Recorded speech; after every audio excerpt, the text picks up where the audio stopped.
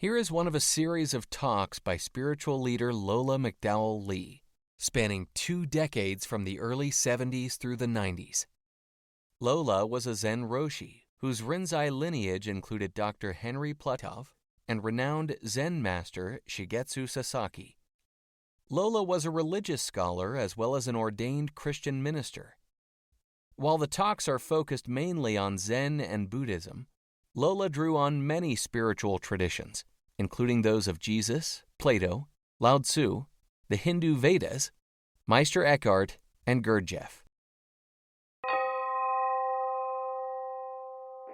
There is an old saying, and I think it comes out of Zen, which goes, joy in the morning, sleep in the evening, what else?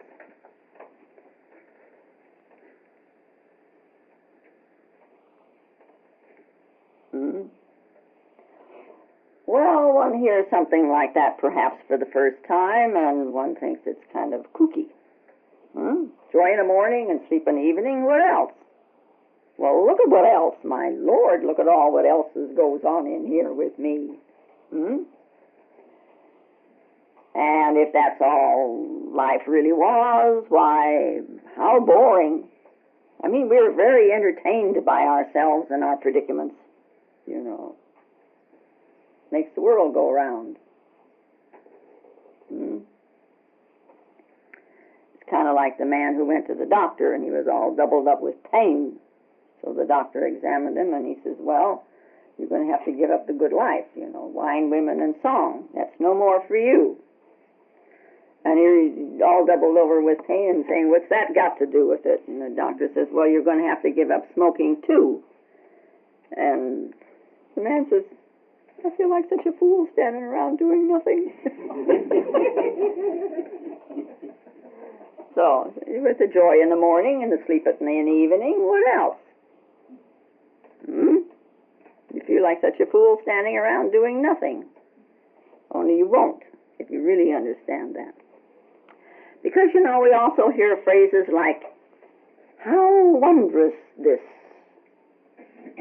how mysterious. I carry water, I chop wood.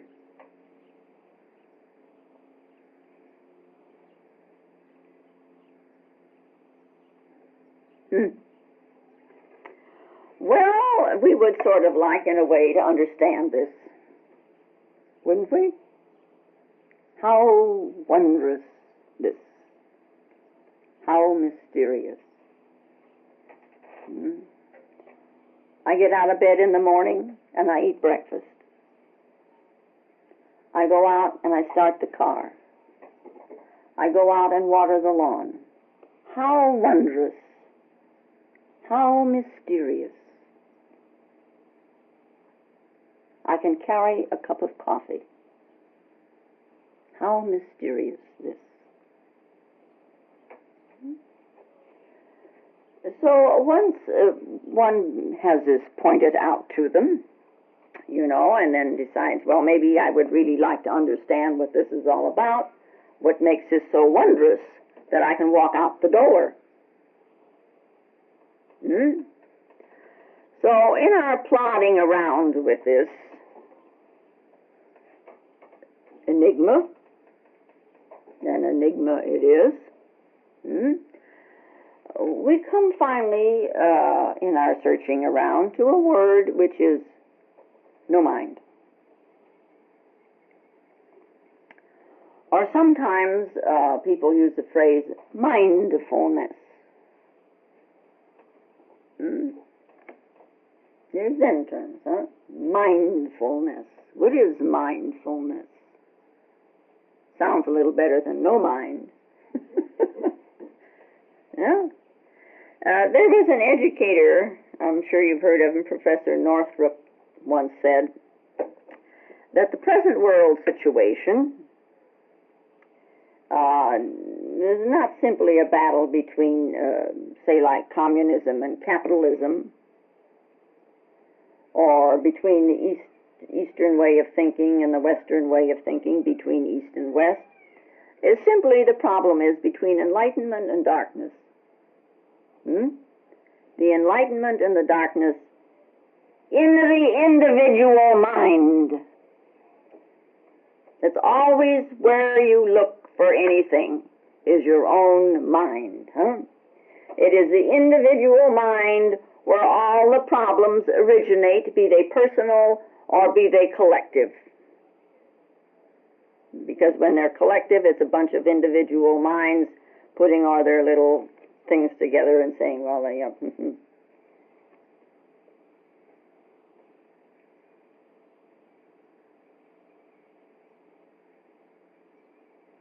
we operate, with a thinking mind rather than a no mind. You're hearing me for that, say that for the first, it makes no sense, doesn't it? Well, I may have the best intentions in the world, but if I am not mindful, I am the victim of exploitation. That is, I fall under the influence of my own grasping. Now, nobody wants to be in this kind of a situation, And I'm told that I can bring an end to all of this kind of thing by getting understanding. That is mindfulness. Because after all, mindfulness is understanding. If you understand mindful, you understand. In the meanwhile, you're only thinking about it, which is not being mindful. In the state of mindfulness, or no mind, I can no longer be exploited. And it isn't that then I have built up a whole lot of sales resistance to things. No, it just simply signifies the absence of a buyer. After all, who's buying all this stuff? Yeah. Be the buyer, and we have three aspects we look at with this. The buyer may be looking for something material, something political, or something spiritual. Some kind of goods to buy.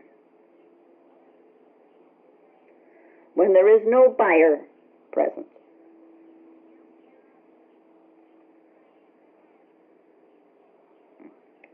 So not wanting to be exploited either by myself, and isn't it where it all starts? Nobody can con you into anything if you're not there to be conned, if you're mindful enough. So not wanting to be exploited either by myself or by others, which I allow if it's others.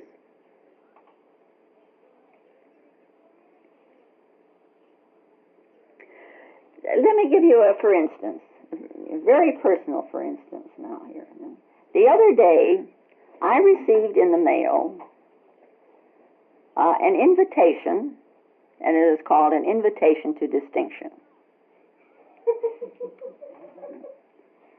The Heritage Institute has written to me asking me whether or not I would like to have an honorary doctorate degree.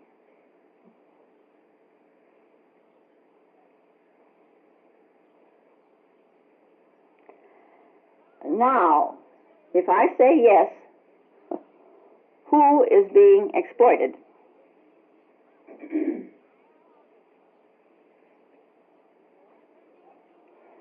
Who is allowing them to exploit me? If that's what it is, and that's what it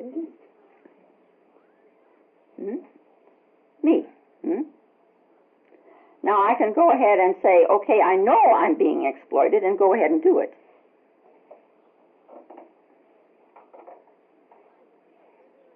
But if I don't know I'm being exploited, I need to just buy the thing, I grab the thing in my teeth, I am allowing them to exploit me regardless of how they're exploiting me or who is exploiting me.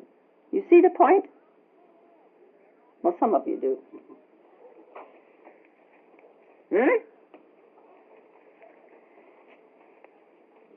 See, not wanting to be a buyer, not wanting to be exploited. And it's very important in your daily life that you see this. That how you are allowing others to manipulate you because you're manipulating yourself first.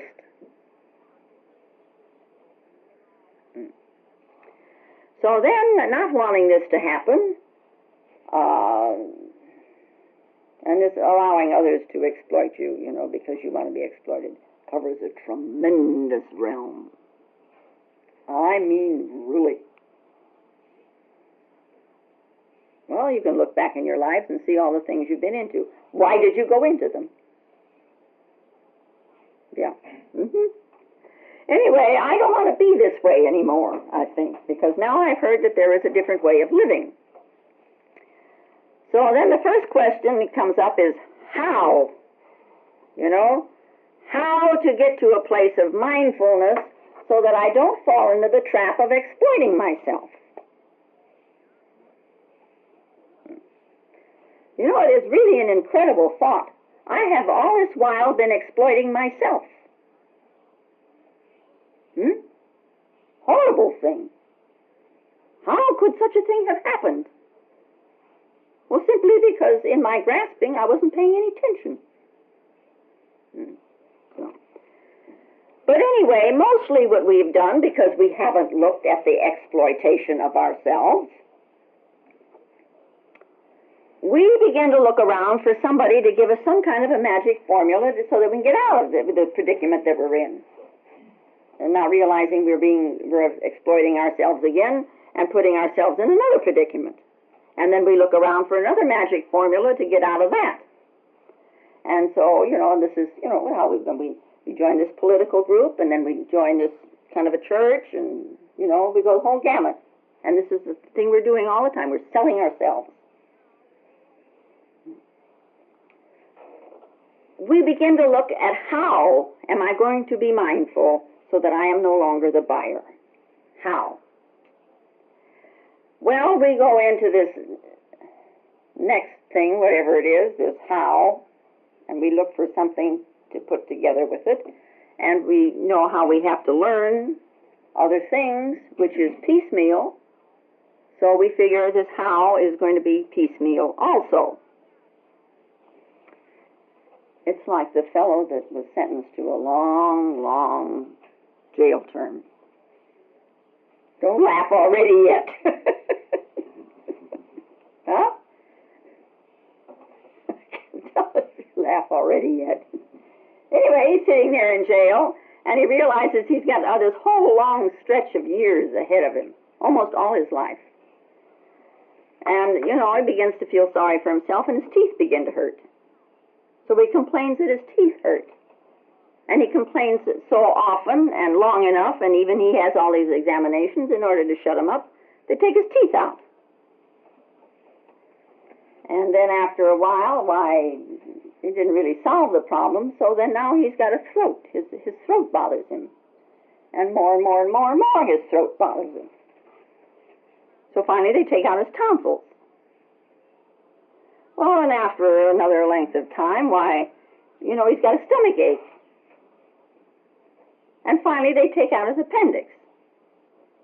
And after he's out of the prison hospital and they take him back to his cell, the guard turns around and looks at him, and he says, you're not fooling anybody, You're only trying to get out of here piecemeal. See? I told you not to laugh. Well, yeah. You can't get freedom, you can't, piecemeal. You practice at something, and all of a sudden you're free.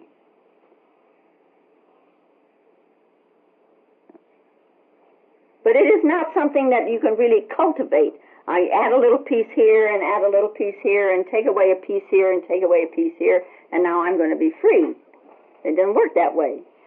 Freedom you can't cut into pieces.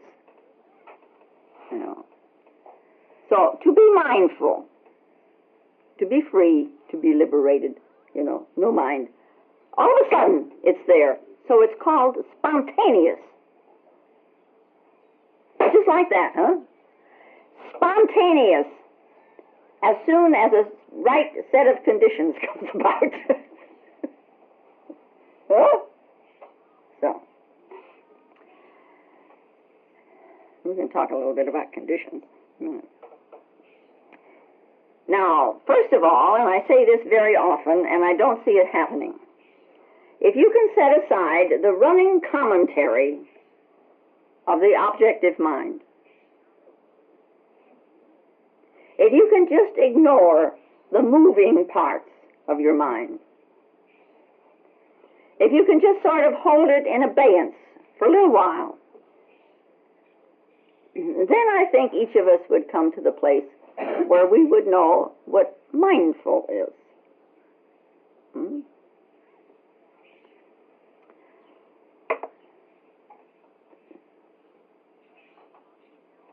See, some of you now are even lost in thought with all your moving parts, huh? And you know, I say it over and over and over and over again, and I probably will say it over and over and over and over again. You do have a running commentary. Shut it off. Turn off the faucet. Huh? You sit there and you say, well, maybe Lola's right and maybe she's not. Oh, yeah, she's right about this thing because I know from my own experience that happened to me, so then she must be right. And she must be right because what she's saying fits in with what I believe. Or maybe this time she's not right because it doesn't fit with what I already know.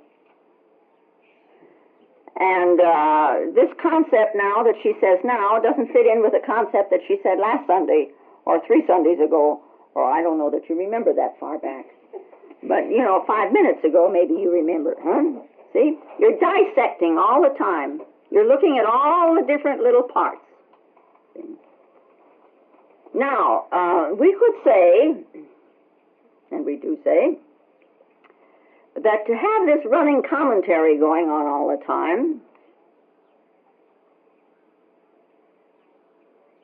implies a state of not knowing.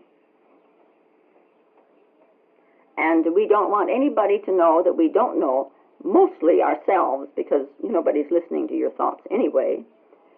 But not knowing is something we want to cover up.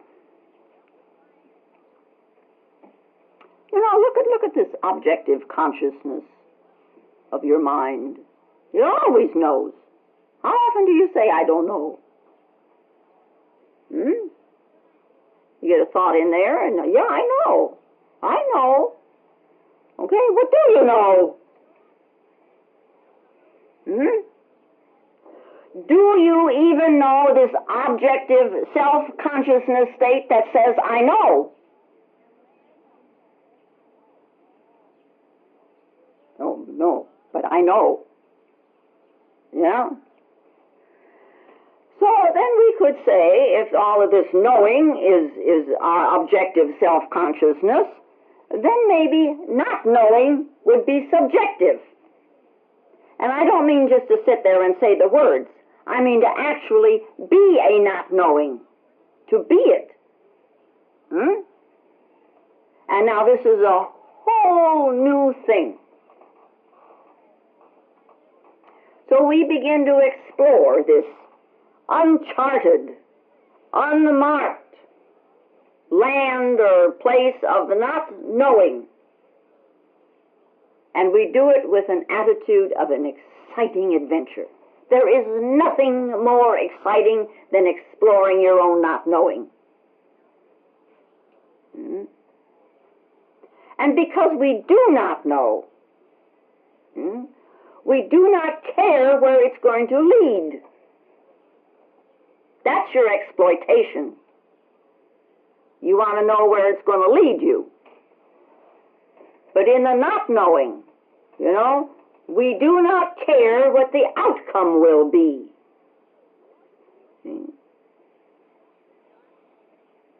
How can you plot a not knowing? It's simply a state of not knowing, of no mind. It's mind with no moving parts to go astray. By that, all the moving thoughts. Yeah? Well, in order to see what mindfulness is, or we could say now what not knowing is, or what no mind is, we can use these three terms interchangeably. It might first be a little bit useful to see what it's not. Yeah? And when you see what it's not, you will know why you cannot create this other thing of no mind. Yeah? Now, we know that there are many ways being advocated today. You know, there are many, many groups, and they all say, you know, you do this and you do this and you do this, and you will wind up here at a certain goal. And so you do this and you do this and you do this, and you're not at that goal, so something's wrong somewhere. You're either walking around with a tremendous guilt because you haven't arrived at what they said you would arrive at, because you did exactly as they said, or you go out and find something else. So, and then you say they exploited me. Yeah. And then you go ahead, but you know, and the thing is in there that you've always still got your own concept of what the goal should be, spiritually, politically, materially. Now, uncritical people who do not question themselves, you know, uncritically, many, many people, they throw themselves at the mercy of some teacher or some group or something like that. And when as I said, and when they're disappointed enough, why, then they go to another group, and they go to another group, and they're accumulating more parts to this mind. But I will say one thing, you know, you've got to start someplace. So they go through these things, and finally maybe they will reach a place, if they begin to be a little critical about themselves through all of this, they keep searching and keep searching and keep searching until maybe they'll reach a place where they all of a sudden they hear about no mind. And they're either going to get up and stomp out, because whoever heard of such a thing, how boring, no mind, you know, I'll be a vegetable. But together with this no mind, you know, they are told you have to work things out for yourself. A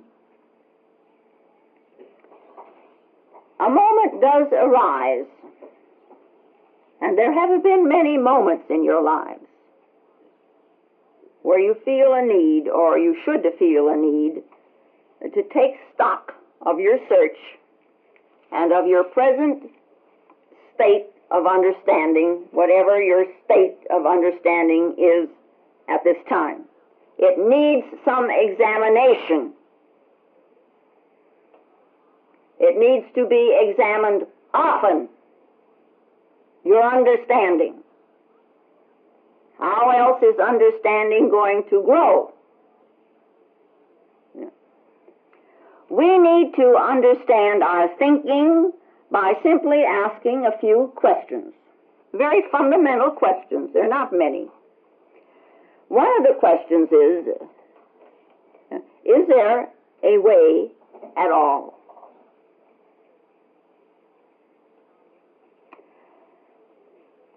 A second question, a way toward what?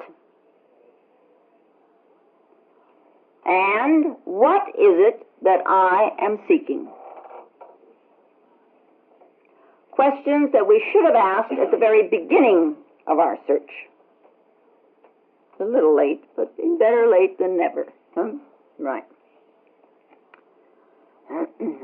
Now, I think we have found in our plowing around that in many of the methods that are supposed to lead us toward liberation, we find some inherent contradictions.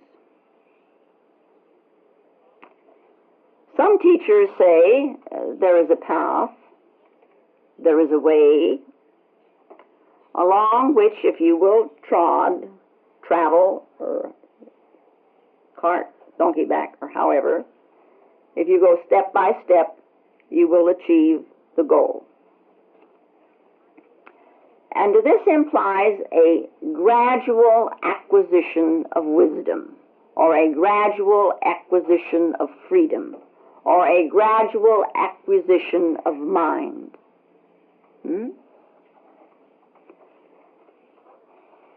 And then we add to this,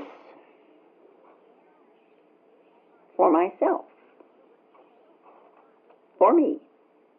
I'm going to be free, I'm going to be liberated, and so on.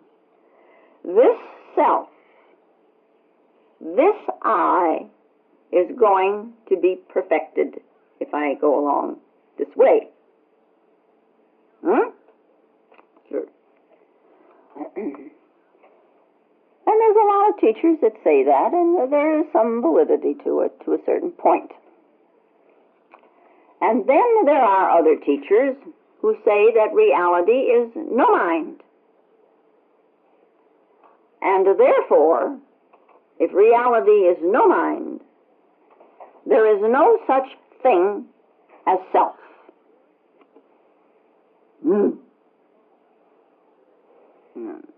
So now we are faced with this problem.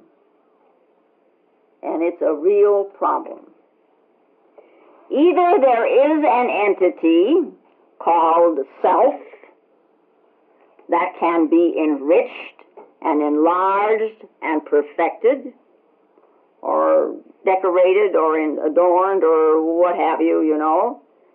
In which case, if there is, I should be very, very busy beautifying this entity in all respects, by whatever method. Rules I should follow, regulations I must follow. Yeah. Or, on the other hand, there is no such thing at all, and I am only keeping up a ridiculous farce, trying to keep an illusory entity alive. Boom. One hand or the other hand, yeah. So before I get bogged down in a lot of contradictory teachings, the first thing I have to find out, and it is a must, is whether or not there is an everlasting, enduring entity called myself. That's number one on the list. Wouldn't that seem logical to you to find that out first, if that's the first problem? It's the first problem. Everything hinges on that.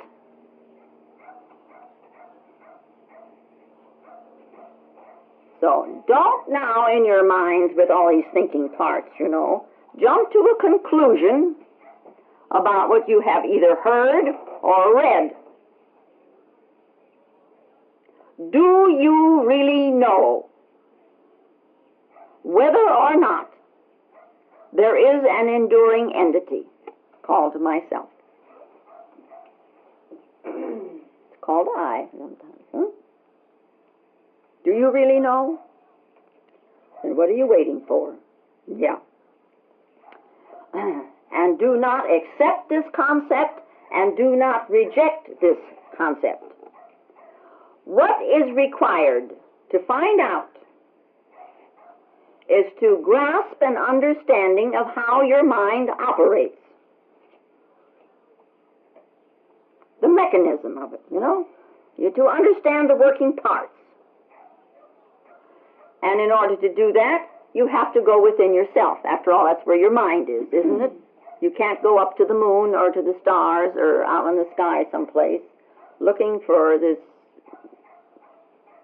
beneficent gentleman.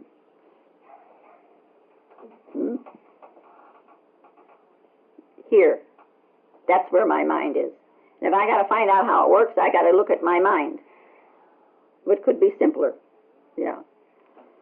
So that's the only way to start.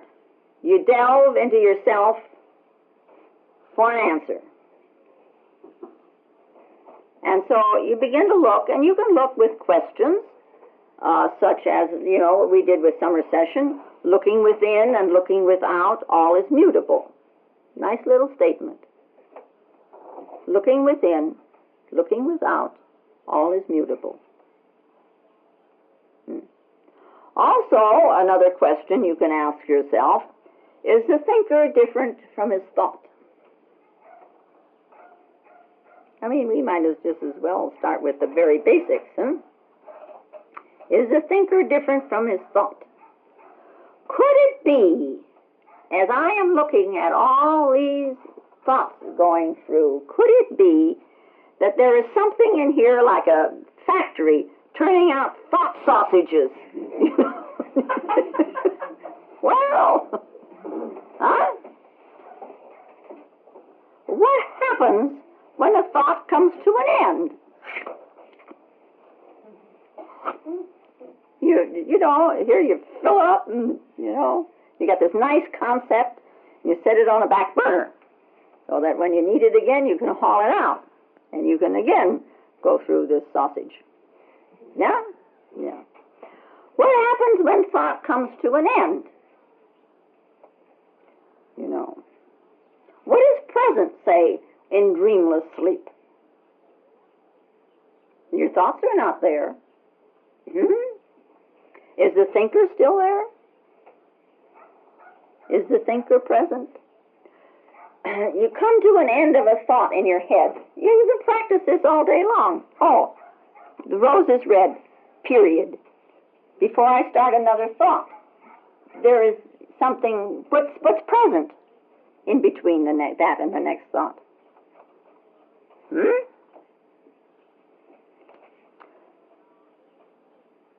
Do you know the difference between a thinker and a thought?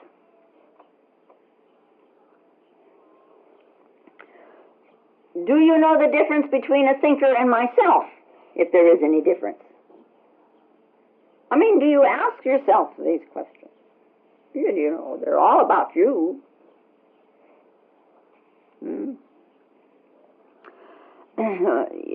Thinking, is something like going to a movie.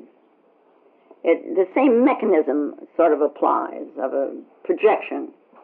And there are dozens of individual frames, let's say, of a man walking, and these frames, individual frames, appear on the screen as one continuous integrated movement. But if we know that they are all frames of different positions, then that projection becomes an optical illusion.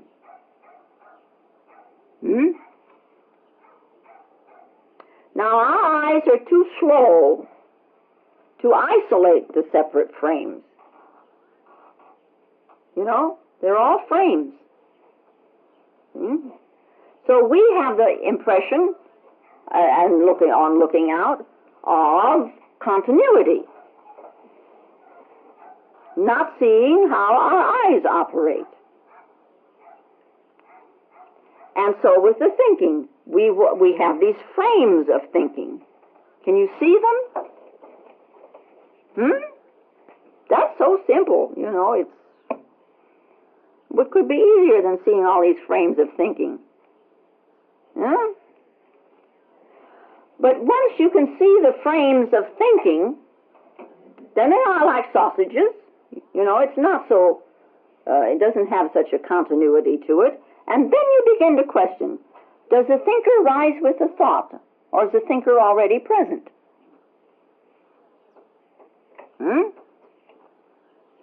Which came first, the thinker or the thought?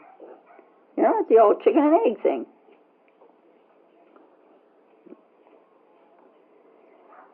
Well, let us say, for instance, that we might come to a conclusion that the thinker rises with the thought. This is just for instance that.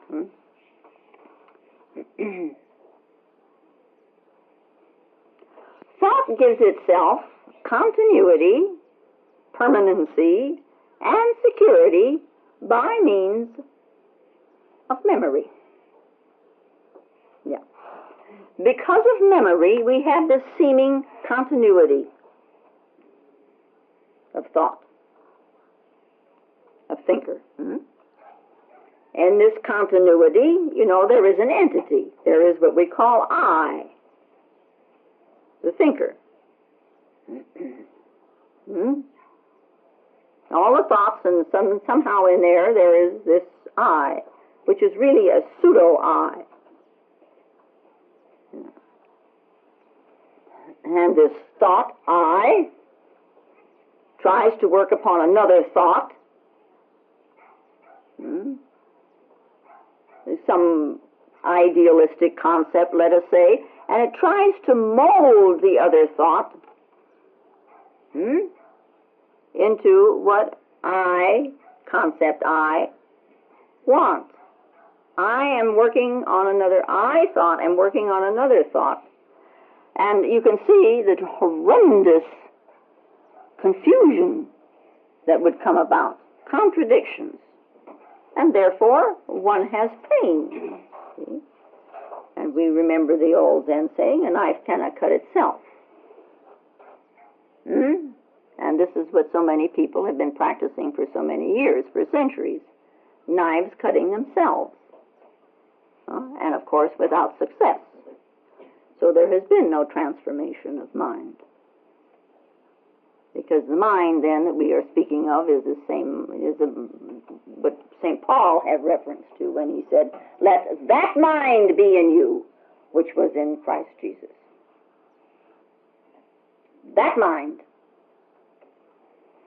And you're not going to get it with one thought cutting another thought trying to, because it can't.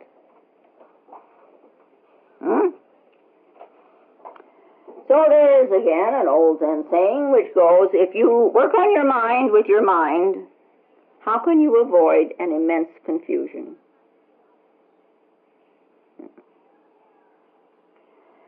Now, we all are aware, I think, we have been told, and we have read, and we've seen things on the movies, on the TV, that an unexploded mine, somebody has put a mine someplace, and that's not been detonated. That kind of a mine. Not a mine that you dig into and get gold. Huh? An unexploded mine can be dismantled very quickly by somebody who knows about mines. They can dismantle it because they know how it was assembled. Now this machinery,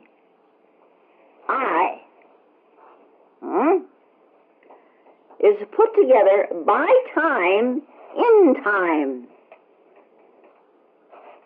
And in time, you want to know what timeless is. In time, you want to know what time is. How can you possibly? That's the knife cutting the knife, isn't it? Or trying to. Yeah. Only when we can consciously take it apart can we see it for what it is. How we have put it all together unconsciously, and now as we begin to understand it, we can dismantle it, as it were, and we can find out whether or not there is an enduring entity. Is there or is there not an everlasting enduring entity called myself?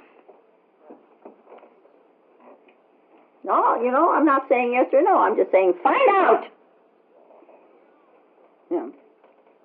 Now, the I, this myself, arises about the time when we're 3.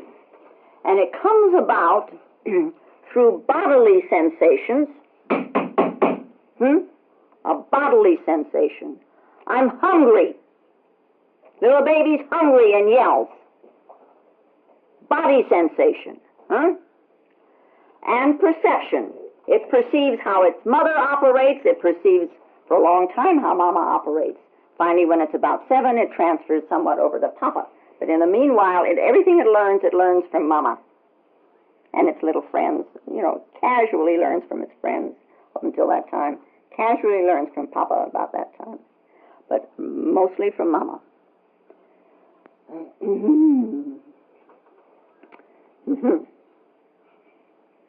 This I that rises and takes over. And you say it is the thinker. I say it is the thought.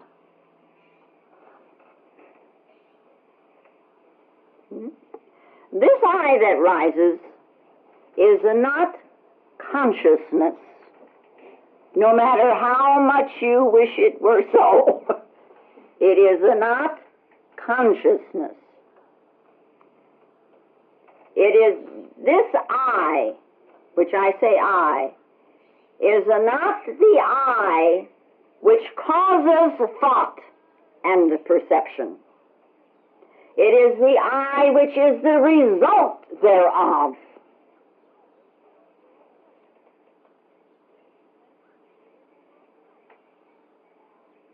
Does that clarify anything for you?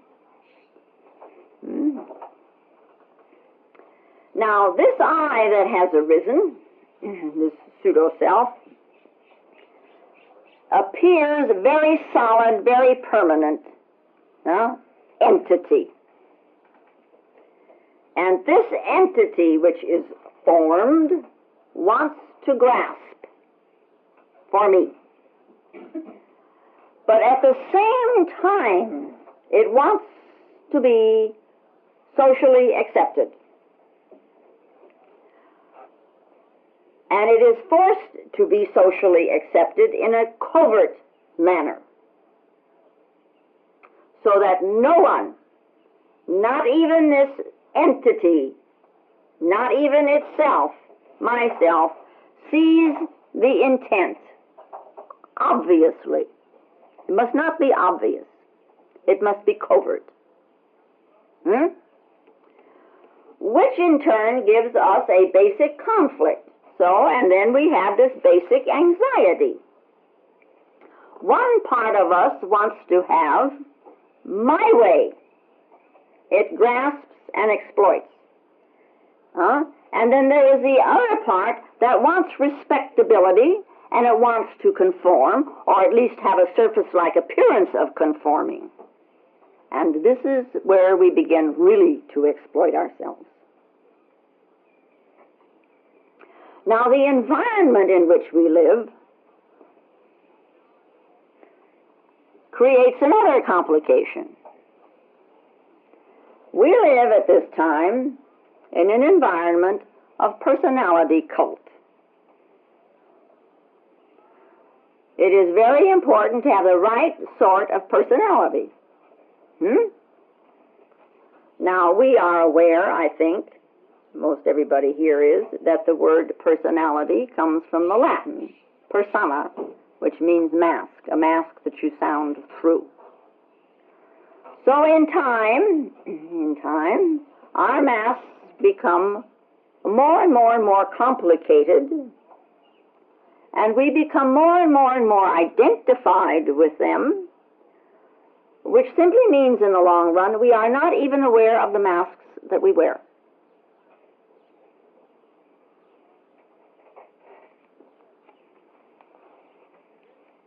You should really chew on that one for a while.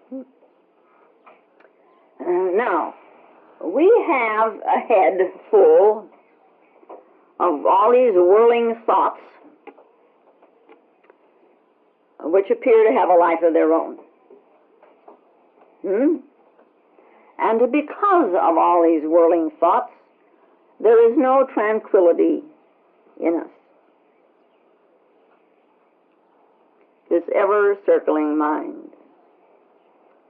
And we look at it, when you can look at these thoughts so objectively that it's like a bunch of monkeys running around in a tree. It's exactly what they look like. They flash around, And that's what you think you're trying to control. First of all, we do have to accept that we have a mind full of whirling thoughts. Let's always begin very simply. The whole thing is really very simple if you would stop looking for the end. We have a head full, a mind full of thoughts, all these moving parts, and each of these thoughts is pivoting around this pseudo-I. And this I, of course, is very concerned with gain and loss. It has all kinds of notions of what is best for itself, And it also has all these troubles of conscience and frustrated pride. And you can see, if you will look at your thoughts, that eventually one or more of these thoughts is going to get the upper hand unless we are continuously on guard, which is an impossibility.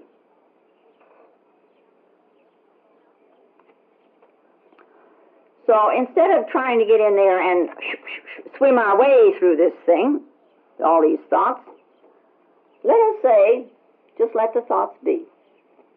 Just let them be. Pay no attention to them. Just let them be. If there's a bunch of monkeys in a tree, there's a bunch of monkeys in a tree. So what? What else?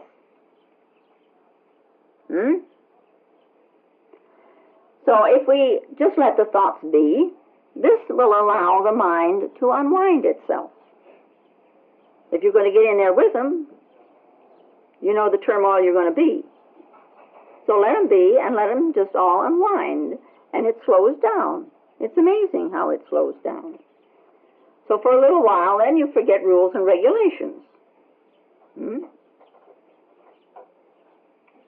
You know, we've been given an awful lot of rules and regulations in this particular kind of thing, and then you set your life by these rules and regulations. And once you are centered on the rules and the regulations, you forget awareness because you're so busy following the rule.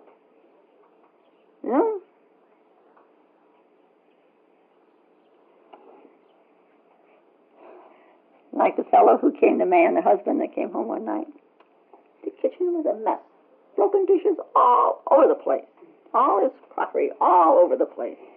And he looks at his wife and he says, "What happened?" And she says, "Well, there's something wrong with this cookbook." It says, "An old cup without a handle will do for measuring." And what she been doing? It has taken me 11 tries to get a handle off without breaking the cup. That's what you're doing with rules and regulations.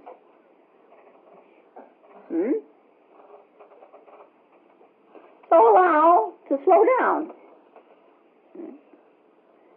If you allow it to slow down, it's certainly going to become less complicated. And when the mind is not so complicated, you know, perception is clearer.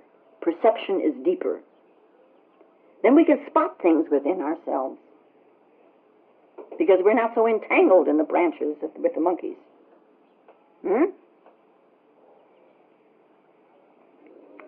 Now, one of the things, as I've said before, that we do spot is our survival instinct.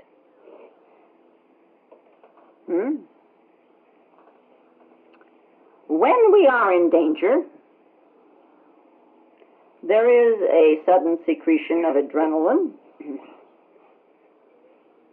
which is a very natural process. It helps us through that particular moment, the adrenaline. Now, civilized man, whenever he gets into an emotional reaction, now also comes the adrenaline secretion, because his need for self-assertion is frustrated. See, he's taken it another step. It's no longer the survival of this body, it's the survival of the pseudo-I, because he doesn't know what the pseudo-I is. So, this I, this self, that you don't even know, you know, it's a thought. And this is what you're going to protect. This unnecessary reaction is one of the causes for psychosomatic illness. The whole system is drenched in adrenaline.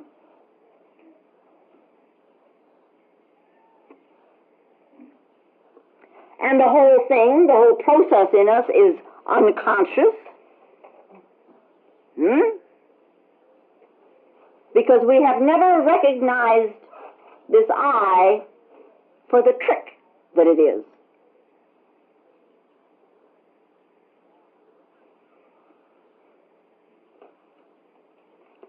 Now, it seems obvious to me, from where I sit, that to unravel ourselves, we must be familiar with ourselves.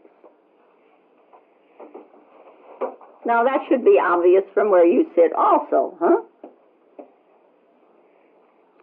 We handle ourselves, dismantling ourselves in a manner of speaking, as if we were handling an unexploded mind. We should know, first of all, what is objective self-consciousness? What is this objective mind? This mind that speculates and analyzes and judges and reasons and is concerned with feelings and emotions and opinions. And I could go on and on and on, huh? What is this?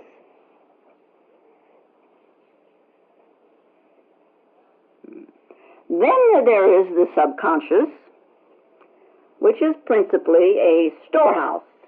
It's where we store the facts and the figures and the experiences and the fears, and it is that ground which gives the pseudo-I its feeling of continuity, because here's where you store, and so this is the memory, then, huh? Subconscious.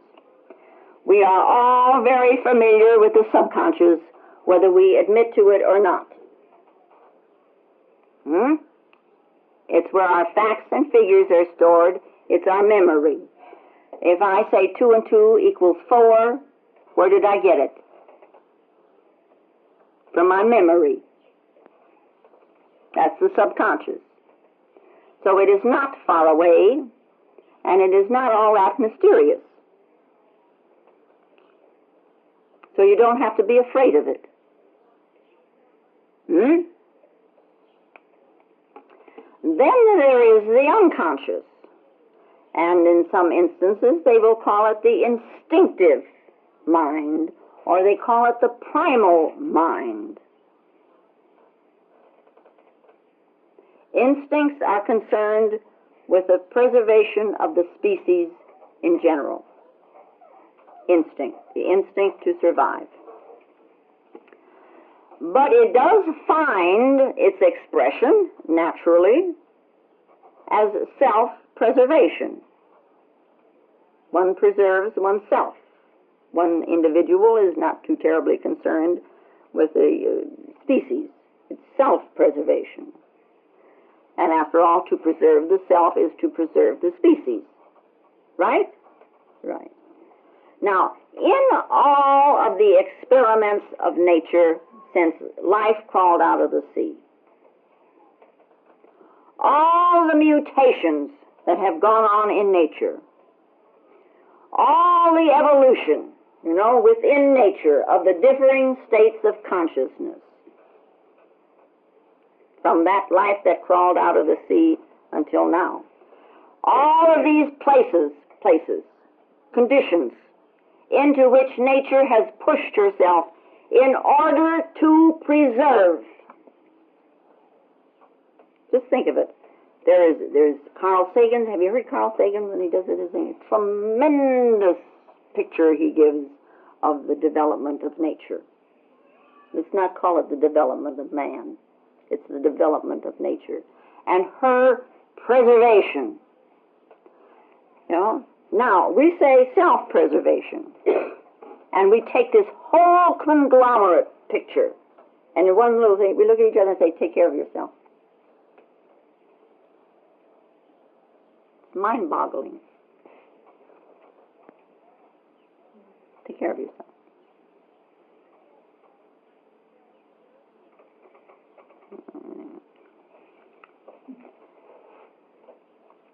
Now, this unconscious or this instinctive also takes care and has control of the motor functions. The heart and the glands and the digestion, that's all the province of the unconscious. Now, the approach to understanding, the intellectual approach to understanding of this unconscious is very limited. So we use inference. We cannot haul the unconscious out of its depths and hold it up here in order to dissect it. That is an impossibility. We can only enter therein, and is there then an I? We can only enter therein, or if we must maintain the status of I, we infer. We make inferences.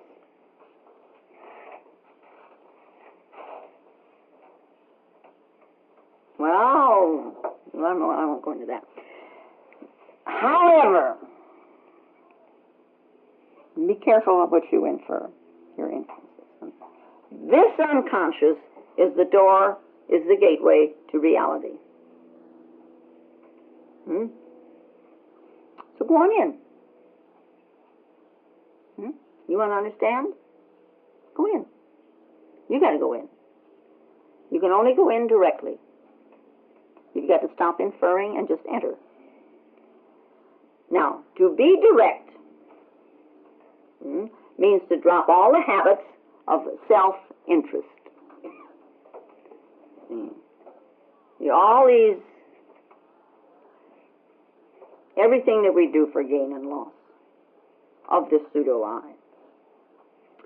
Supposing that we did a little practice. Supposing that moment by moment by moment by moment by moment, every second of time, every moment, yeah? To be aware of this I, all its activities. All its activities. Now, not abstractly, but moment by moment by moment. And it's kind of a form of meditation called pratyahara.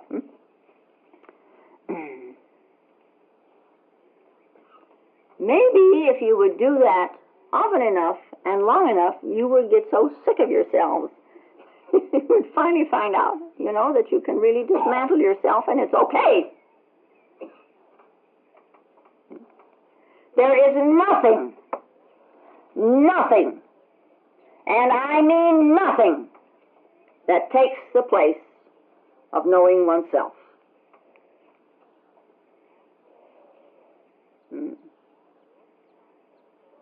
When one knows oneself and is really moment-to-momenting it with oneself, mindfulness is all of a sudden right there. It comes into being spontaneously. This not knowing, how wondrous, how mysterious. Not knowing knows.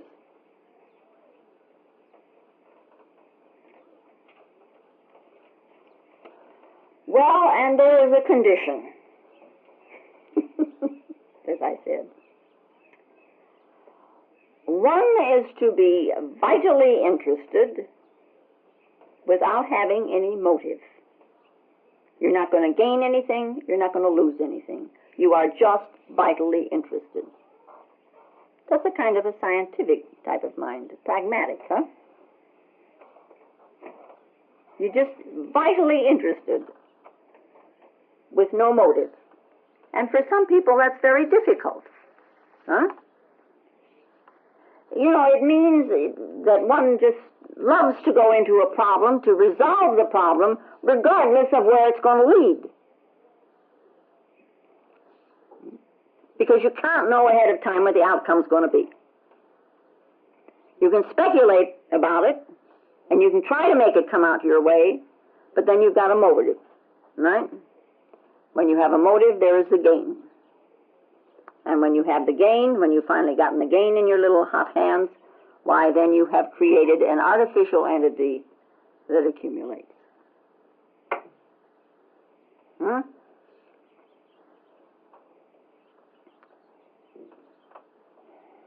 Aren't you burdened enough by now?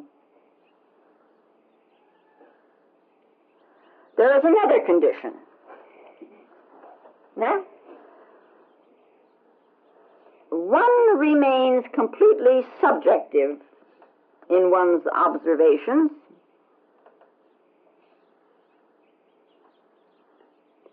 without any wish to change anything one observes.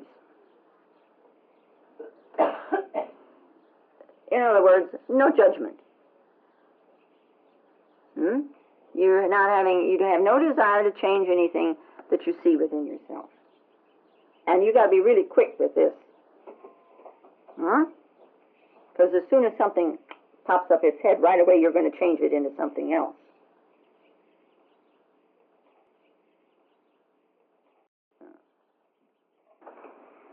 And now may the peace and the power that passeth all understanding hold us and keep us in the love of the Christed consciousness while we are seemingly separate one from another.